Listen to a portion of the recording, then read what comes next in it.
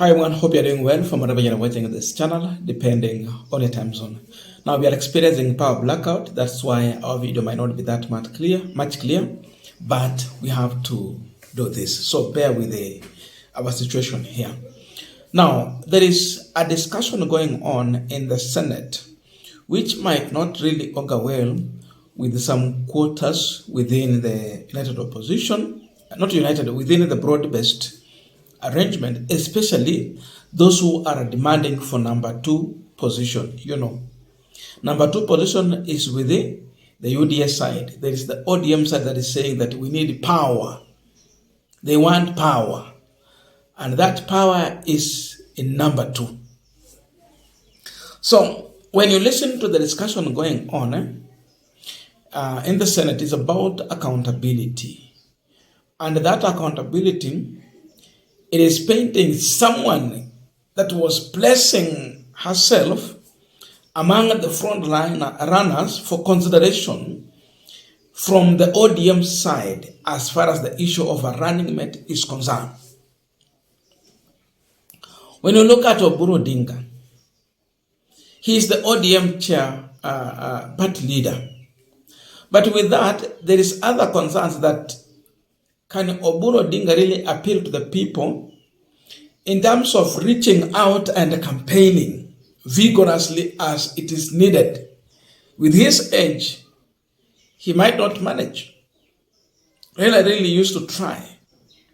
So that brings in other people in ODM party as a consideration for a running mate position. So you will hear Gladys Wanga is also coming out. Gladys Wanga might appeal so much because she's coming from Luo Nyanza.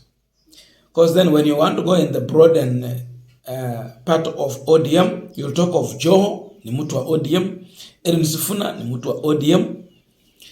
You'll talk of Simbarati, who is ODM. But therefore, you are looking for that picture of Luo, the Luo people. So Gladys Wanga comes on the table. In a blink of an eye,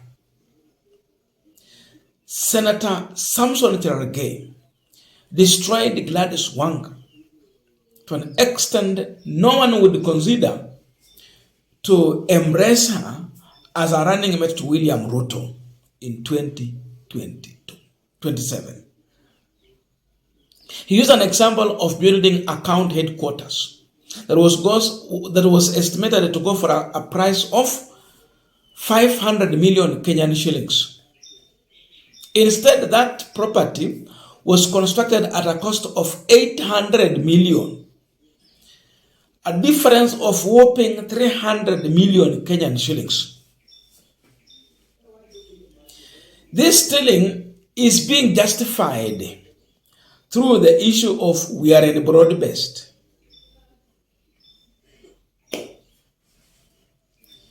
Cherargei is suggesting that such people, if they will be seen near State House, they should be chased away, arrested, and frog-marched for accountability.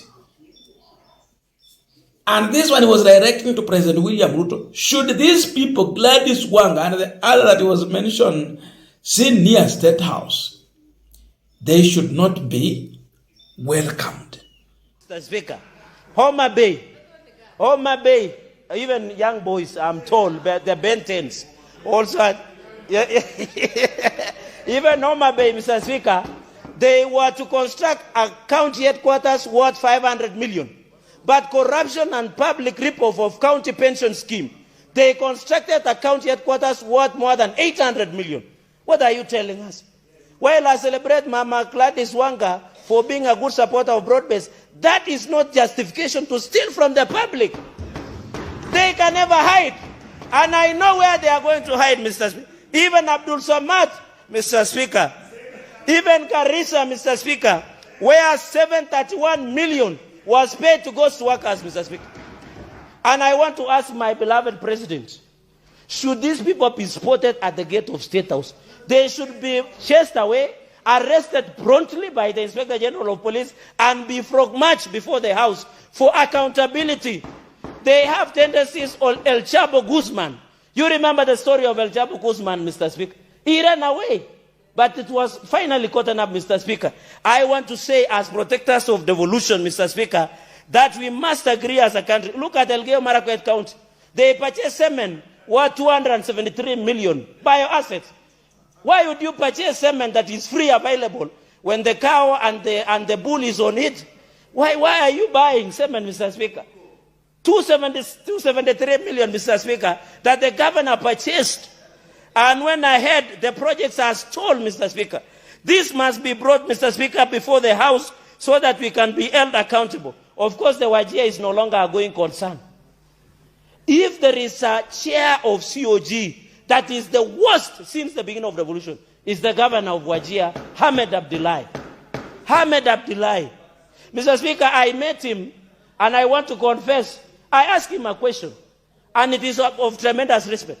I asked him, it is not halal to eat pork, but is it halal to steal from the public? He did not answer me.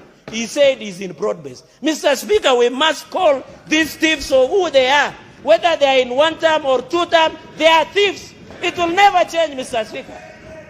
And we must prosecute them, Mr. Speaker. Whether they want to hide before the united opposition, whether Linda Mwananchi or in two term, Mr. Speaker, they must face justice because that is where they belong, Mr. Speaker. Nairobi Governor. Now, I want us to continue with our panel discussion, but before we do that, I have a quick and humble request for those who are watching the channel and you have not yet subscribed, please consider subscribing. To our returning subscribers, I must say thank you so much. And again, to all our viewers, please give this video a thumbs up. Thank you so much, and back to our discussion. Now, there is one thing that Chirarge has concluded here, which I really agree with him so much, that they must call thieves thieves. Yani mwizi hana majina mawili, mwizi ni mwizi. Whether you are in broad base or you are in one term or two term, when you are a thief, you are a thief. Now there is something here.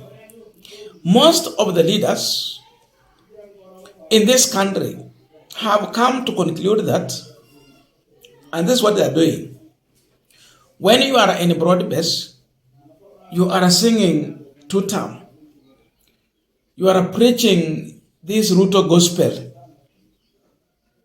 You are seen really close to the president. It seems like no one is going to really look into how you are being engaged in corruption. It is all going to be covered. So that means you are denying the people of this country justice from their resources. Many governors are hiding in this thing of two-term. Members of parliament, very many of them, with a lot of corruption cases, they are hiding here. Wengi wanajua sasa kwa saizi wanaimba tu President Ruto two-term. Because they know anytime they will go against your file will be waived. Whatever file yako sasa itajulikana and a case will be opened against you. So governors are using this advantage to do two things. Either you are singing a two-term or you remain silent. That is what is happening. So, especially those from ODM side have a lot of corruption cases. But because they are coming in the broad base, they are singing in two terms. They are preaching Ruto's gospel.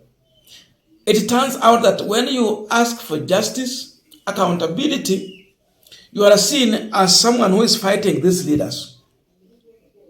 That is the perception. I looked at the incident where Samburu residents are being mobilized, and by then those who are paid, to start, attacking Edwin Sifuna, just because Sifuna was demanding Governor Lelit to be accountable to the money for the people of that county. The same thing is being applied in the State House. When you become a president friend and a UDA compromiser, and you are from ODM side, really, your matter, when you are involved in corruption, is not going to become a big issue. Wanakanyagia chini. That is what is happening. I like how Senate is taking this issue, and they are demanding that hawaangalii governor wa 1 term or 2 term.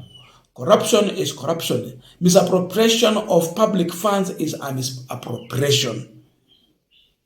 And therefore, accountability should be so much considered.